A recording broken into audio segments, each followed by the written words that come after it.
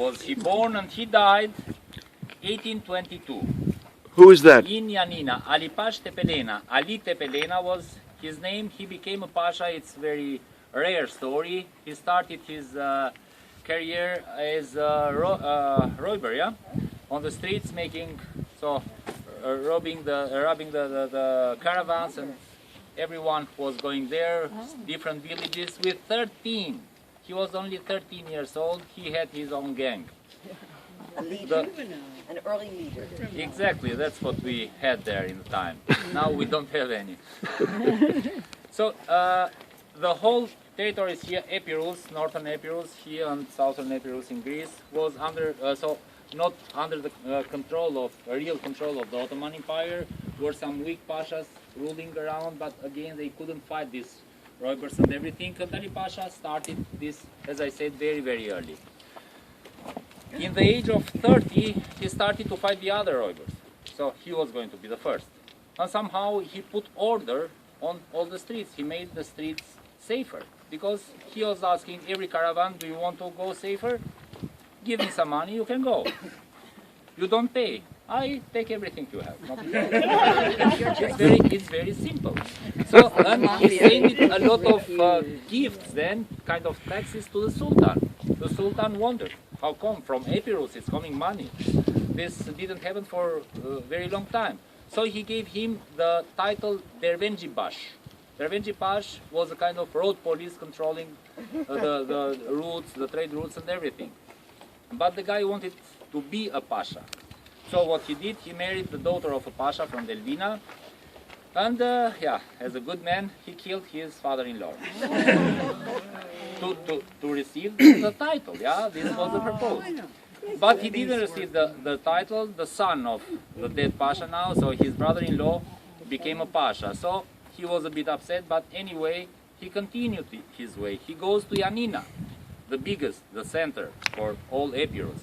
Goes there is ruling a very weak pasha. He is not sending taxes to the Sultan and things like this. He goes inside, he just kills the other pasha. Started to put order and rule there in Yanina and surroundings, collecting taxes and sending a lot of gold to the Sultan. So the Sultan was wondering. So he asked him, if you want to gain taxes from here, then okay, just give him the title.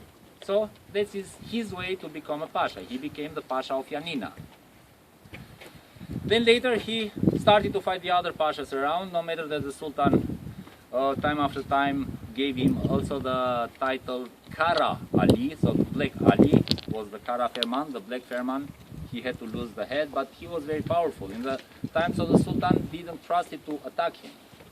He became really very, very powerful. He received also title Vizier. It's much higher, so were the Viziers, and then comes only the Sultan. Big Vizier and the Sultan. That's what we have in the hierarchy of the Ottoman Empire.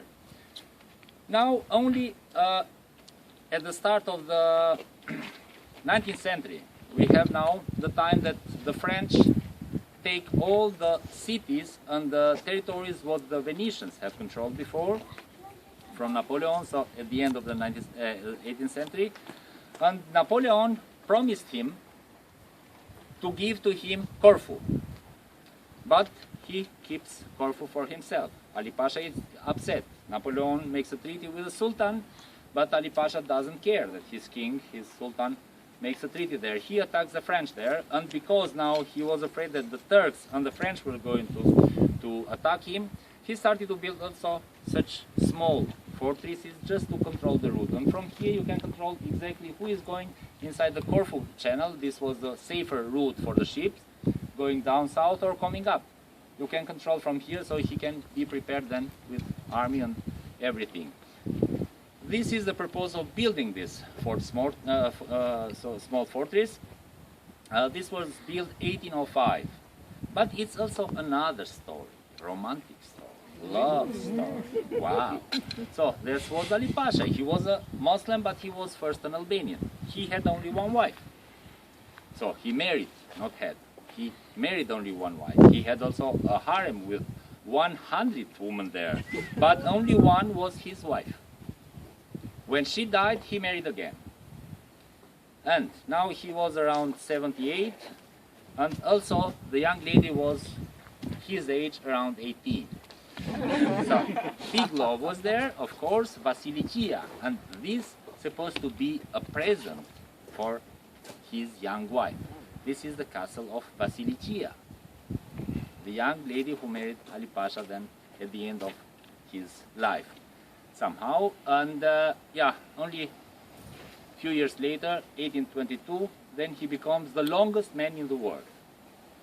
Not the tallest, the longest. Stretched out. Not the tallest. Stretched out, the longest man in the world. Why?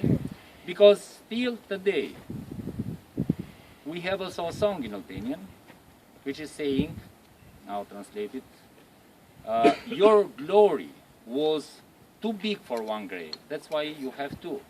Your head in Istanbul, your body in Yanina.